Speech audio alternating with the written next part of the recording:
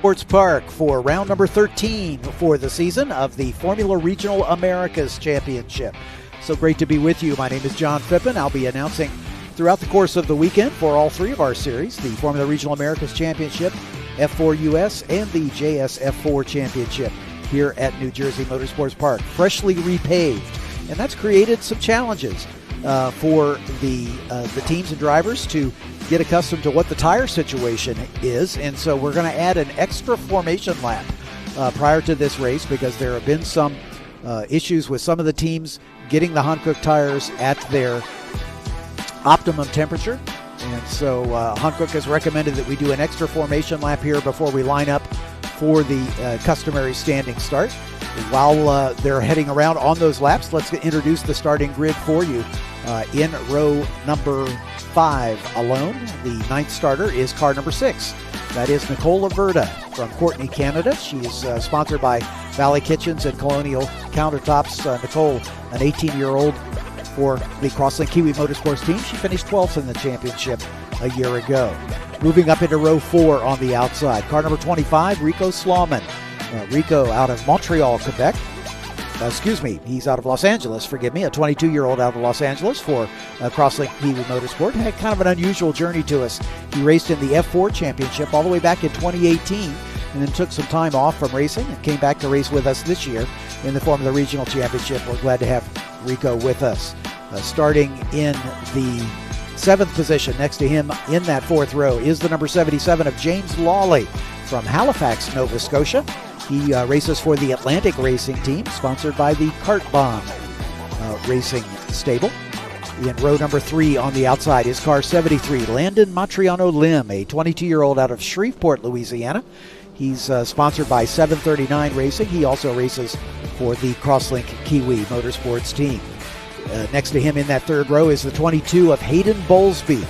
Hayden, our most experienced driver, has been with us for 3 years in the F4 Championship in 2019, 20, and 21, and has raced for 2 years with us in FR. This will be his 3rd season in the Formula Regional Championship. He's a 20-year-old out of Folsom, Louisiana for IGY6 Motorsports. I got your 6. We'll talk a little bit more about that as the race wears on.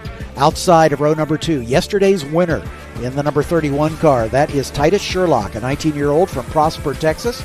He finished as the vice champion of the F4 US Championship a year ago and has had a great season. Unfortunately, he had an incident at Mid-Ohio that knocked him out of the running for that race, and he is in recovery mode now, and with his victory yesterday has moved back up into 3rd in the points title. On the inside of row number 2 is his teammate, the number 27 of Patrick Woods-Toth, who has closed down to within 8.5 points of the season points lead. Patrick is the reigning U.S. F4 champion, a 20-year-old out of Montreal, Quebec. And he had 4 wins and 10 podiums in his F4 career. He's had a good season so far this year as well. 4 wins and 5 other podiums with 10 finishes in the top 10. Moving forward into the front row now. On the outside, the 02 of Jet Bowling, another of the Crosslink Kiwi drivers, also from Texas. He's out of Dallas, a 19-year-old. As Jet 4th in the points right now. Still looking for his first win, but he's got 3 podium finishes, including 2 at Indianapolis earlier this season. And on the pole, car number 55, Nico Ambiato, as he starts on the pole for the 2nd time this season in the number 55 car for Velox USA and the Speed Factory. Nico from Santiago, Chile, a 16-year-old, and sponsored by T-Link and Allegro. His best finish so far this season, a pair of second-place finishes. He had one at Mid-Ohio and backed that up with a middle step on the podium in yesterday's race as well. We've completed that 2nd formation lap as the cars coming into position here on the front straightaway, and we get ready for the standing start. I'm joined in the commentary booth by Pablo Benitez Jr. We'll introduce Pablo once we get this race underway, as he'll bring his expert commentary. And Pablo, thank you so much for joining us here in the commentary booth as we just wait for the light sequence to begin. It has done so. The revs come up on these turbocharged power plants, and a good jump for Nico Ambiato. Just a little bit of wheel spin, and it looks like he's going to have the advantage heading down toward turn 1. But slotting in right behind him is Jet Bowling, and trying to go around the outside is yesterday's winner, Titus Sherlock. In fact, Sherlock is going to take that 2nd spot barely and gets it done. Shuffling in right behind him, Patrick Woods-Toth, the reigning F4 champion, looking to get his season back on track after having a couple bad races at Road America. He's been on the podium the last 3 races, but hasn't had a win since round number 9 at Indianapolis. As Titus Sherlock slotting into that second spot with Nico Ambiato out in front as they make it through turn 5 for the first time. The field beginning to settle into single file. Some good racing back in the pack. Rico Slauman and James Lawley going side by side. But we'll keep our attention on this battle for second, third, and fourth as Titus Sherlock into that second position as Nico Ambiato trying to get away at the front in the early going here. These are timed races of 30 minutes in duration, and just getting it away for a race lap number 1. Coming off of turn 10 through the little chicane, or snake as they call it, under the bridge, and then onto the front straightaway to complete race lap number 1. Ambiato with a good start, and the fast lap of the race in the early going here, of course. Titus Sherlock, yesterday's winner, right behind him. Jet Bowling in third. Patrick Woods-Toth shuffled back to fourth. Hayden Bowlesby in fifth. Landon Montriano Lim, Nicola Verda, James Lawley, and Rico Slauman. The entire racing field as we watch this great battle.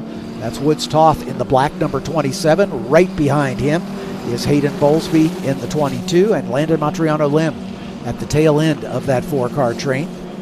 As Jet Bowling, having been passed by his teammate, Patrick Woods-Toth, that is now up into third position for Woods-Toth. Pablo, this racetrack has been repaved over the off-season, and it's changed the complexion of it a little bit. Did you run with us here last year? I ran SVRA for the junior development to get the license to be able to do COTA last year. So yeah, so you had some experience. Do you find the track significantly different with the new paving? Well, for sure, it's way faster. There used to be a lot of patches and also bumps. Now the surface is amazing. The track is really, really fun.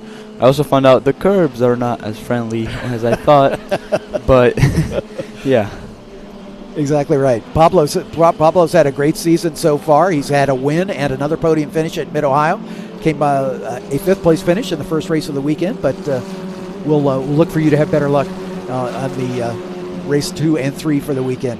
As we turn our attention back to the matter at hand here, as Nico Ambiato still out in front by just about 2 seconds last time by. And now the 22 of Hayden Bowlesby working his challenge to up on a Jet Bowling, trying to take over that 4th position. Right behind him, Landon Montriano Lim in the multicolored number 73. Field spread out just a little bit, as we frequently see it here in the FR competition. These cars generate significantly more downforce than the new F4 US car, as well as the first generation F4 car that we run in the Ligier JSF4 Championship. And so it's a little more difficult for these drivers to follow closely, because the disturbed air coming off the leading car creates a problem for the following car, taking downforce off of the front wing. You don't experience that quite as much in the F4 car. You driving, of course, the new Ligier F422. That car seems to be very, very raceable, and it allows you to follow closely and get into good battles with the cars around you. Yeah, it gives you a lot of opportunity also to have like more, let's say, karting racing, close wheel racing, but it does have more aero wash than the old F4. Yes. The old F4 has almost no aero wash.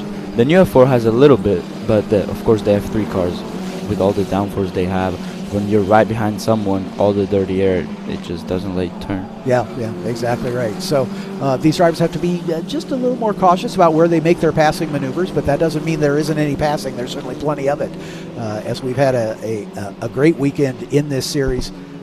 For all 3 series, actually. We've had virtually no safety cars. The racing has been clean and green. And this new track, like I say, with the new track surface, 2 or 3 seconds faster than it was the last time we were here for all 3 of our classes. The curbs, as Pablo mentioned, have been a sticking point, as some of the drivers have to be careful not to get a wheel up too high on the curbs or drop a wheel over the edge of the curb, because it can definitely ruin your day. But, we've had good green flag racing, and that's what we'd like to see here in all 3 of our championships. Nico Ambiato with about a 2.5-second lead at the end of lap 4 over yesterday's winner, Titus Sherlock.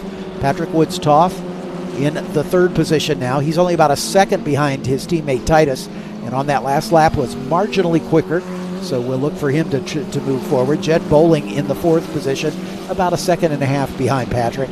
Hayden Bowlesby in the closest battle right now. He's only half a second behind Jet Bowling as we follow that battle right now. There's the 27 of Woods-Toth, our reigning F4 champion. And then a pretty good battle back there for the back spot. James Lawley and Rico Slauman having a nice battle for 8th and 9th position.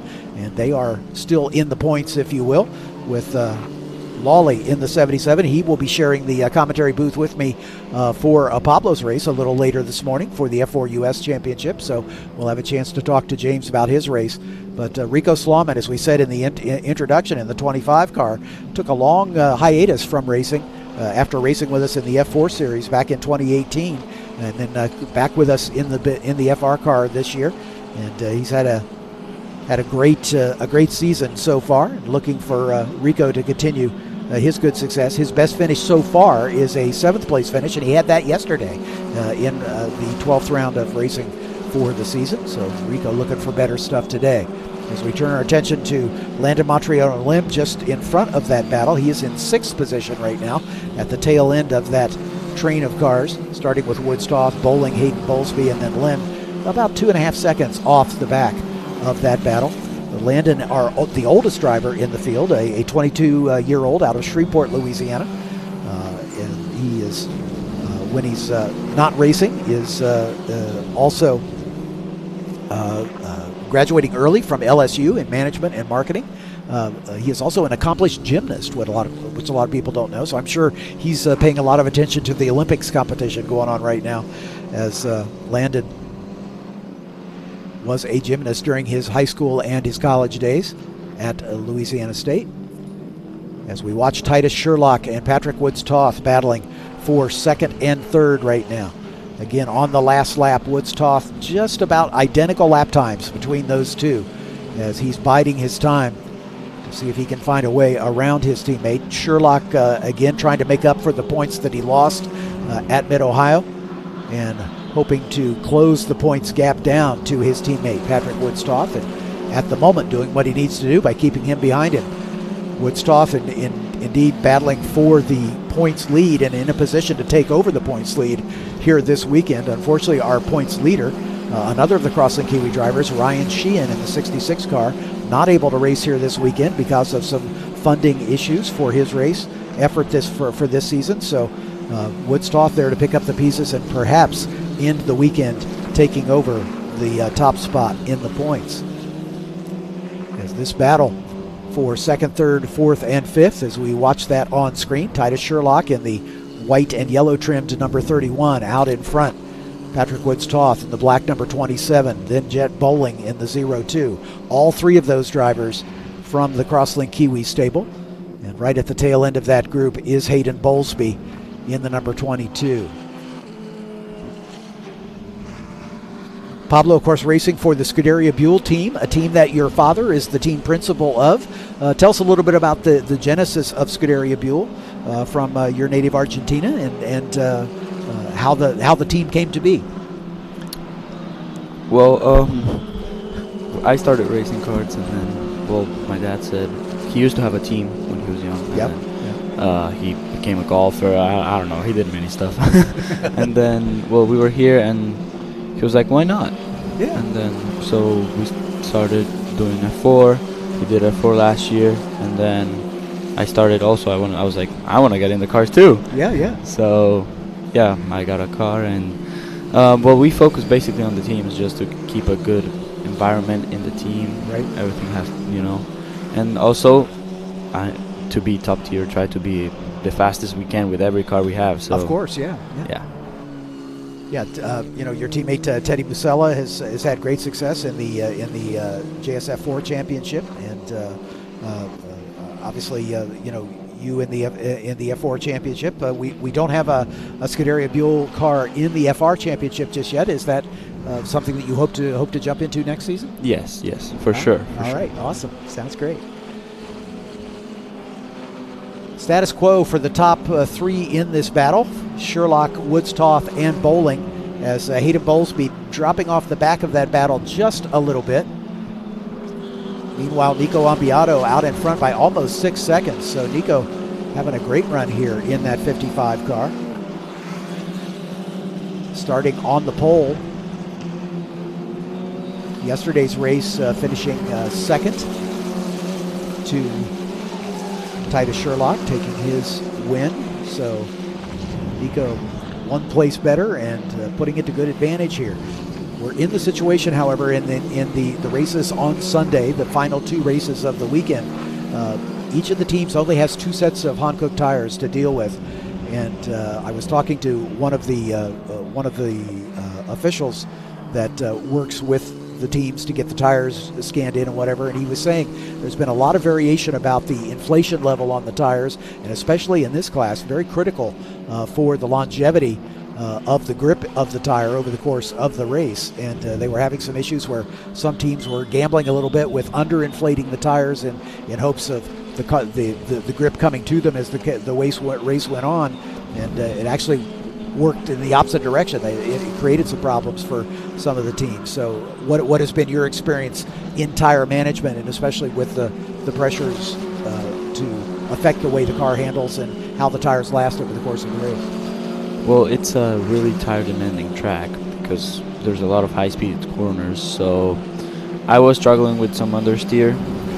We still didn't figure out quite yet with the tire pressures, but yes, it's really, really critical. If you miss it just by like 1 psi or 0.5 psi, it can change the whole race. Exactly. And Hankook, of course, has been our tire supplier for several years now, and Danny Von Dongen, who's the president of Hankook Racing North America, who makes these tires available for us as well as for other F4 and Formula Regional Championships around the world. Hankook brings a lot of experience to the table with their experience worldwide with these championships, and so certainly Danny and his crew and his engineers working very closely with the teams to give them guidance on how to maximize the performance of the tires on these cars throughout the course of the race weekend. As this battle for second is beginning to heat up just a little bit, as Woods-Toth really beginning to pressure now Titus Sherlock. They're only half a second apart, and as you mentioned, this is a track that is difficult to pass on. There are very few. There's only one long straightaway, the one on the front straightaway. The straightaway between turns 5 and 6 and 6 and 7. Also an opportunity. We see some passing going into turn 6 occasionally, but the rest of the course very twisty, very difficult to find a way around, especially in these cars where following closely is a little difficult. You have to be just a little more careful about where you make your move to try to make that pass stick.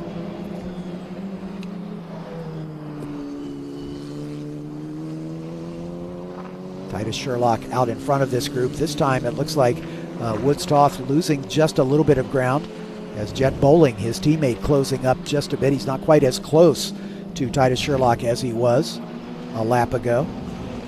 We understand of the cars out there, Nicola Verda in the number 6 and the 27 of Patrick Woods-Toth elected to go with scrubs or used tires and save a new set for race number 3.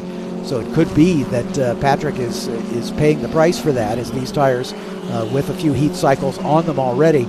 Again, the regulations stipulate that each car has 2 full sets of tires, 2 sets of fronts, 2 sets of rears to use for the entire race weekend, starting with qualifying and the 3 races.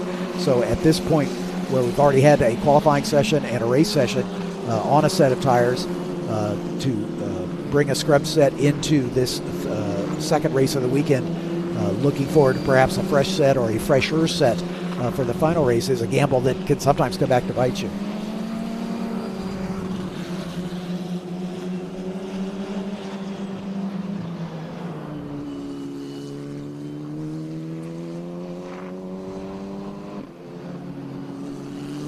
Jet Bowling in the 02 car, currently running in the 4th position as we watch him make his way through turn number 10.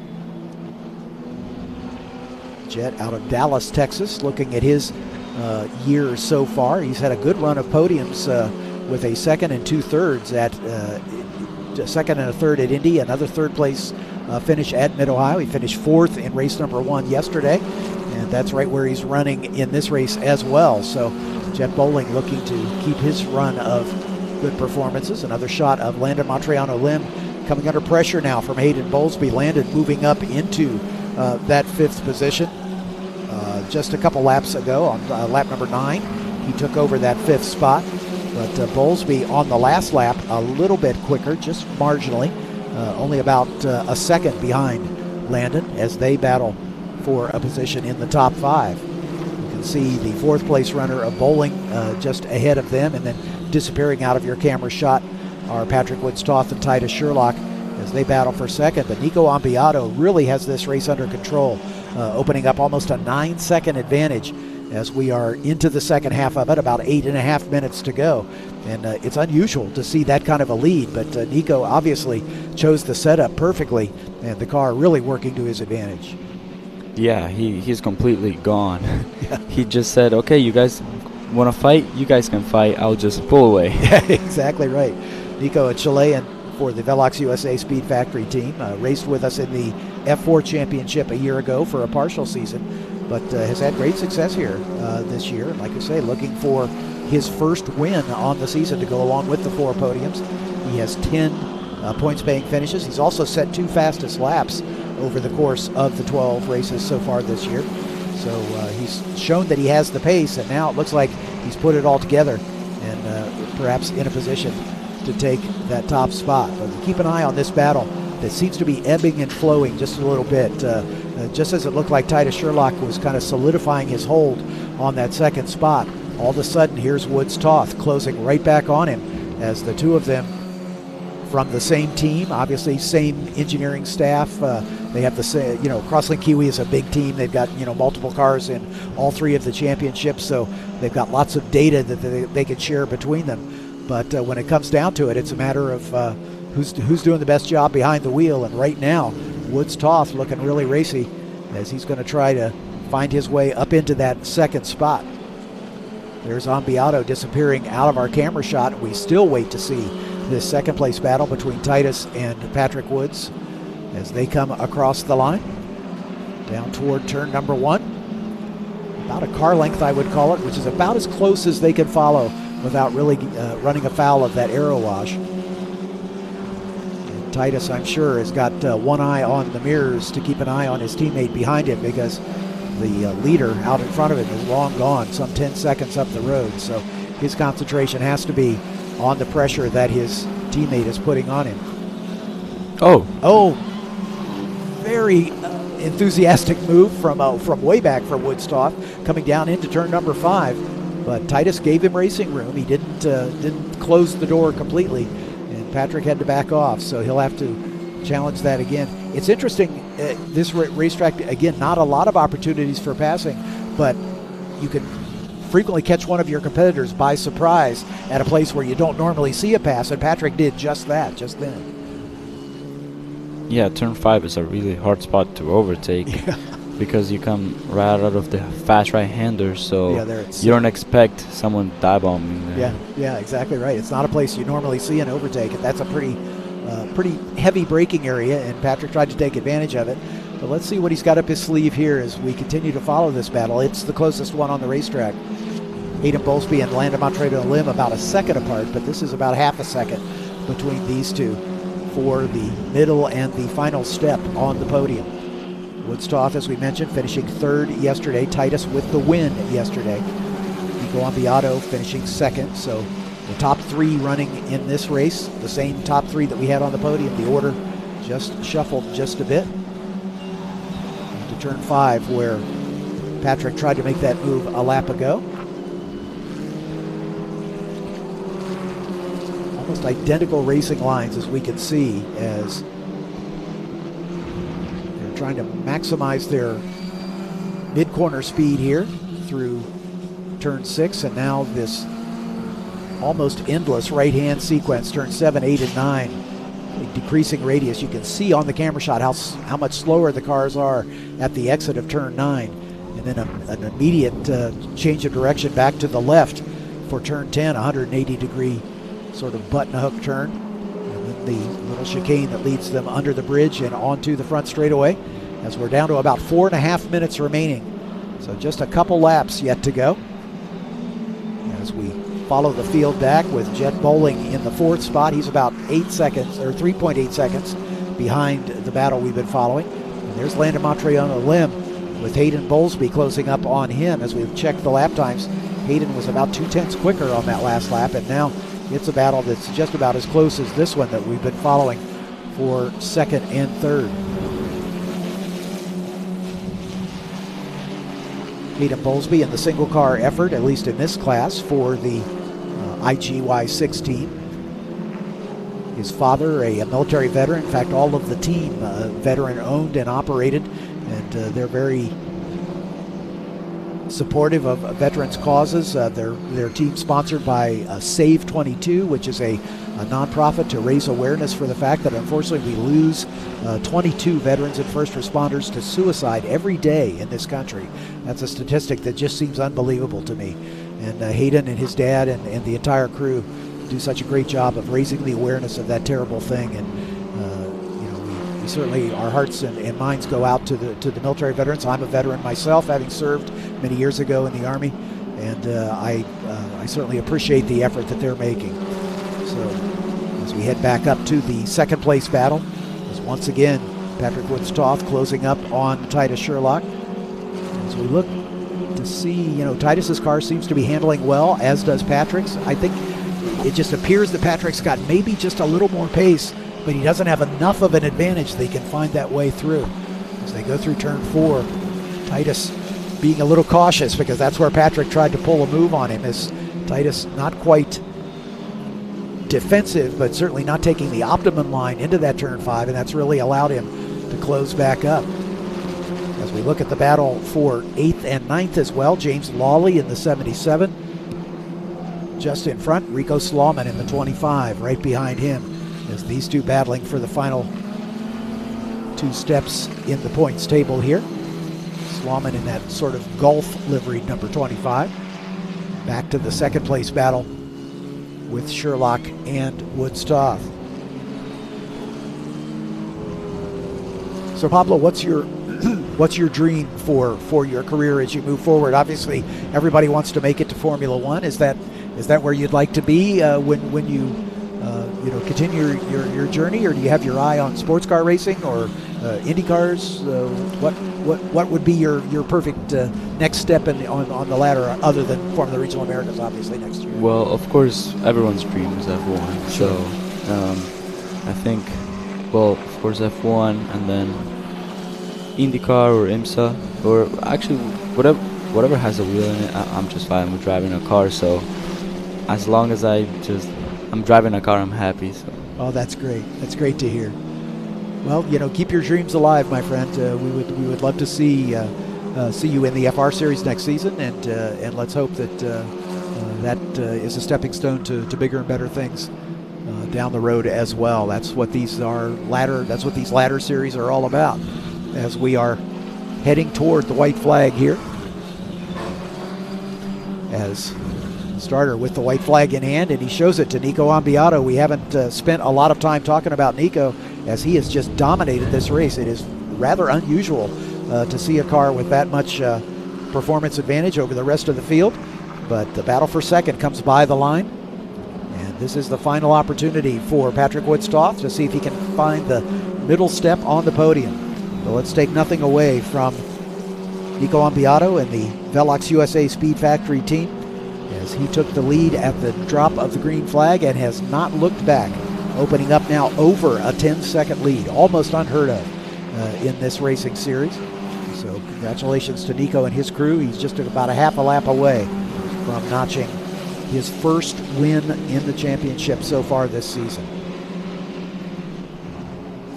Great bounce back for Nicola Verda, who had a mechanical problem, finished at the back of the pack yesterday, and she's back up into 7th position right now. So tip of the hat to her. As we got a little cloud of dust there on the backside of the racetrack. I think somebody just dropped a wheel off. but has been able to continue. But here comes your leader, all by himself, under the bridge, onto the front straightaway. Congratulations to Nico Ambiato as he takes the win, saluting his team as he comes near the pit wall on his run to the checkered flag. A dominant victory. And congratulations to he and the Velox USA team. Titus Sherlock holding off the challenge from his teammate, as Titus will close the points battle just a little bit more to Patrick Woods-Toth. He started this today with a 71-point deficit, and that's going to be a little bit less as they work their way around on the cool-down lap. Woods-Toth finishing on the podium in third. Jet Bowling across the line in the fourth spot. Landon Montriano Lim holding off the challenge from Hayden Bowlesby in the battle for fifth and sixth. Nicola Verda in seventh. James Lawley and Rico Slauman rounding out the field. I've got to make my way down to the podium to talk to the winners. Pablo, thank you so much for being with us, and good luck later today in the F4 race. Thank you very much. Thank you guys for letting me commentate this race. And all right, awesome. I really enjoyed it, and let's see how it goes in the race. We'll talk to you again. Thank you again. Bye-bye. So, Nico Ambiato, Titus Sherlock, Woods-Toth, your top three. I'm down to talk to the drivers on the podium. We'll see you there in just a few minutes' time.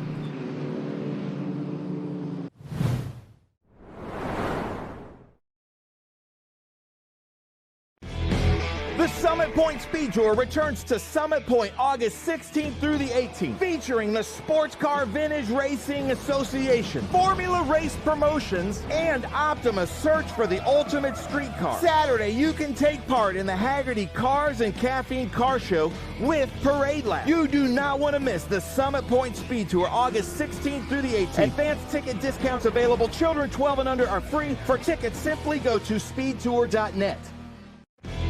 The Mission Foods Watkins Glen Speed Tour returns to Watkins Glen International August 23rd through the 25th, featuring the Trans Am Series presented by Pirelli, the Cube 3 Architecture TA2 Series, the Hilliard US Vintage Grand Prix with the Sports Car Vintage Racing Association, International GT, Prototype Sprint Series Association. You do not want to miss the Mission Foods Watkins Glen Speed Tour August 23rd through the 25th. For tickets, simply go to speedtour.net.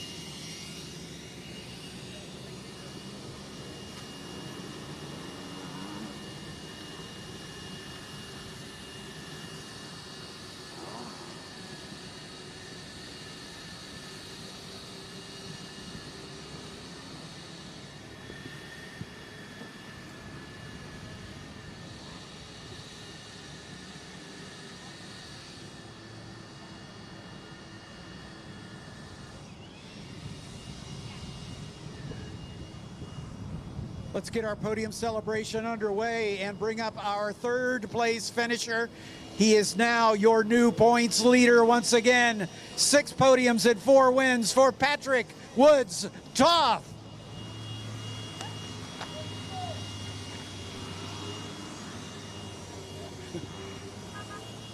Patrick, congratulations on taking over the points lead once again. Well done. But you and Titus had a great battle all race long. You had a couple tries, but just weren't able to find a way around it. Yeah, I mean, yesterday after our crash, we managed to get out on track, which is pretty awesome, thanks to the team. But we realized we were kind of missing a bit of pace on the straight line. Today we did some changes, changed the turbo, and we found a lot of speed. I think if we would have started the front of that race, we would have had a good chance to win. The pace was incredible. Titus did a good job. Congrats to Nico on his first win, and yeah, it was a good race. Anybody to thank? Yeah, of course. Carlo Fidani from Orlando, Marcel Demers from FSMQ, and of course Ron Fellows, and then the whole team for yesterday, and then obviously for today. See you later this afternoon. Thank you, yes, hopefully. Patrick Woods-Toth, ladies and gentlemen, your third place finisher, his 6th podium on the season. Let's bring up our second place finisher, yesterday's winner, Titus Sherlock, ladies and gentlemen.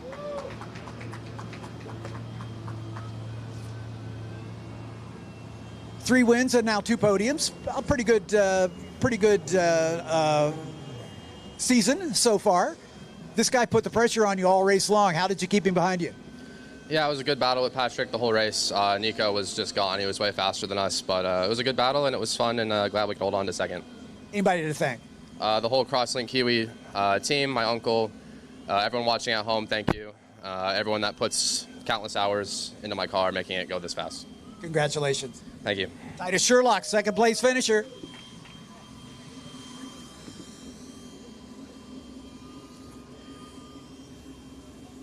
And as I mentioned, my favorite part of doing this job is introducing a driver winning for the first time. Ladies and gentlemen, Nico Ambiato.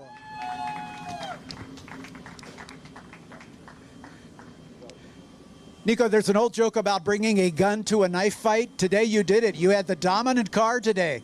Almost a 10-second margin of victory. That's almost unheard of on our series. Well done. Thank you. I'm very happy. I had a very good setup. I need to thanks for my team, my dad, Velox, my sponsors. I take a very good gap for the second and take the victory. Anybody else to thank? Yeah, my sponsor, Licky Molly, Sain, obviously SpeedTour and SBA. Congratulations. Thank you. First time winner, ladies and gentlemen, Nico Ambiato.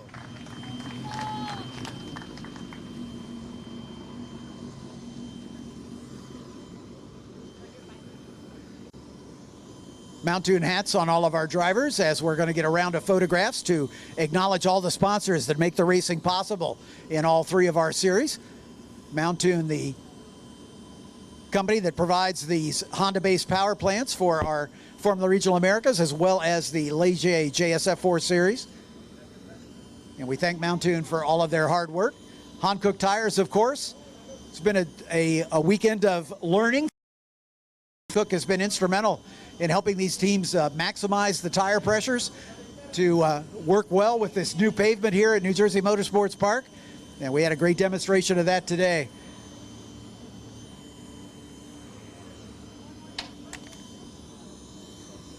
Ligier Automotive North America, the builder of this beautiful race car. It's been serving us well since its introduction in 2018. Of course, we debuted the new Ligier JSF 422 this year for the F4 US Championship, and of course, the first generation F4 car continuing to serve us well in the Ligier JSF 4 Championship. So thanks to Ligier for all the hard work that they do.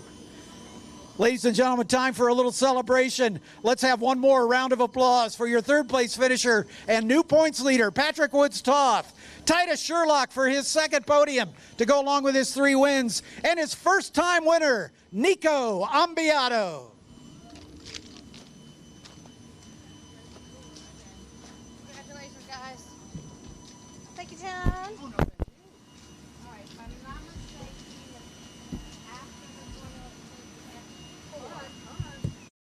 Real neat thing about the racing series that we have is that we have 3 levels, and we call it the ladder system for drivers to be able to learn the profession of driving a car. A lot of these drivers come out of go-karts and come into our JSF4 car, which is an entry-level car, 160 horsepower, about 125, 130 miles an hour, and they get to learn the craft of driving a race car, which is really cool.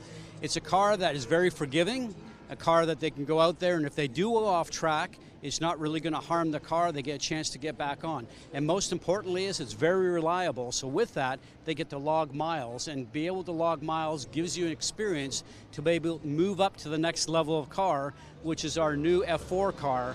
It's called the F4 US Championship car. And that car is a perfect car for drivers that are very serious about trying to learn their craft to be able to move up to the next level and try and make racing as a profession. And this car has a lot more top speed, about 140 miles an hour. It looks like a small F1 car because it has a halo on it, and the car is very fast, very reliable.